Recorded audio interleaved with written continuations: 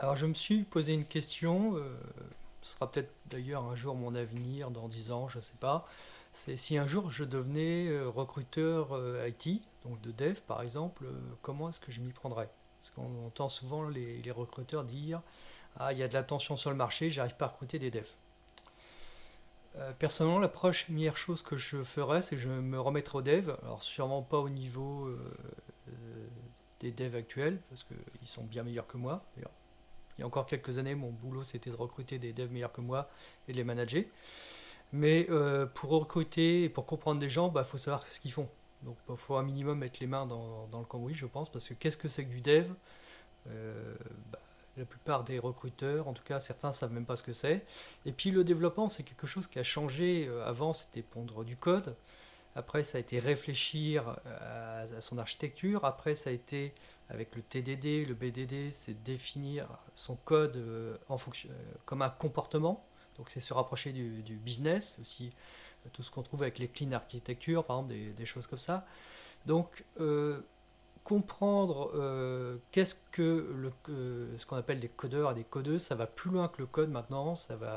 Il y a aussi tout ce qui est l'infra code, Docker, Kubernetes, etc. Donc déjà, première chose, je pense, c'est que je remettrai les mains dans le cambouis, c'est la première chose. Actuellement, je code plus du tout, je n'ai pas le temps malheureusement, mais c'est la première chose que je ferai, je pense, afin de mieux comprendre le besoin.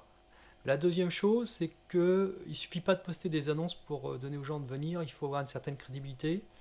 Et je pense que je communiquerai beaucoup, soit en texte, soit en vidéo, soit les deux, mais sur un peu comme je fais là, mais de manière beaucoup plus importante. Je pense que je ferai au minimum une vidéo par jour sur le monde du développement.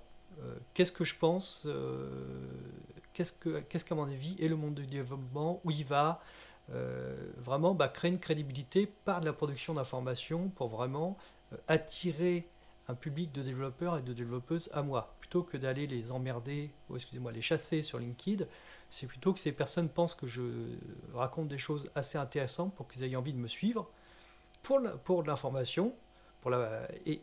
Quand je publie des annonces, qu'ils aient envie de les lire, mais que ça soit qu'il y ait un effet indirect. Je pense que c'est la chose la plus importante. Et puis j'essaierai peut-être de dynamiser un peu, faire que ces gens se rencontrent. C'est-à-dire organiser par exemple toutes les semaines des échanges libres, par exemple en ouvrant un canal sur Google Meet ou autre chose, sur une thématique donnée par exemple. Comment migrer un code legacy par exemple. Et vient qui veut et on discute de manière totalement libre. On ne cherche pas à recruter des gens, on cherche à juste faire que les devs puissent s'exprimer entre eux et entre elles et en même temps on devient un peu une espèce de hub central. Et je pense que pour moi le recrutement c'est ça maintenant, c'est devenir une espèce de hub plutôt que d'aller essayer de pourrir les boîtes mail et les messageries LinkedIn disant j'ai une annonce pour toi, tu vas voir c'est super, il faut absolument que tu quittes ton job. C'est pas ça je pense pour moi. L'avenir du recrutement je le vois de plus en plus très humain, très qualitatif et aussi en ayant une véritable compréhension du métier. Et le métier de dev, il y a 5 ans, il y a 10 ans, c'est plus le même maintenant. Et même moi, parfois, je n'ai pas forcément toutes les bonnes idées. Bon, maintenant, je suis côté produit, donc c'est pas grave. J'ai encore assez de connaissances pour bien comprendre les devs avec qui je travaille. Mais je pense que pour le recrutement, il faut vraiment mettre à fond. Il faudra de plus en plus mettre à fond et ne pas chercher à dire il faut que je trouve quelqu'un un peu comme quelqu'un qui veut se marier. Il faut que je trouve quelqu'un pour me marier. Non, je vais rencontrer des gens. Ça sera peut-être des amis. On va apprendre à se connaître et puis advienne que pourra. Ça va être pareil avec les devs. C'est communiquer, c'est échanger, c'est leur donner des outils pour échanger entre eux et entre elles aussi. Et devenir cette espèce de hub et à un moment donné faire en sorte qu'on est un peu incontournable et lorsqu'on publie des annonces, on est crédible. Et aussi, bien sûr, travailler, il y en a qui le font très très bien. Il y en a qui font ça très très bien. Il y a quelques rares personnes qui font ça très très bien. Des annonces vraiment creusées.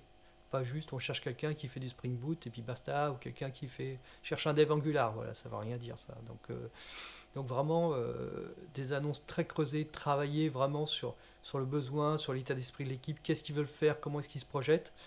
Et que quand quelqu'un a cette annonce sous les yeux, dire je sais que c'est pour moi ou je sais que c'est pas pour moi.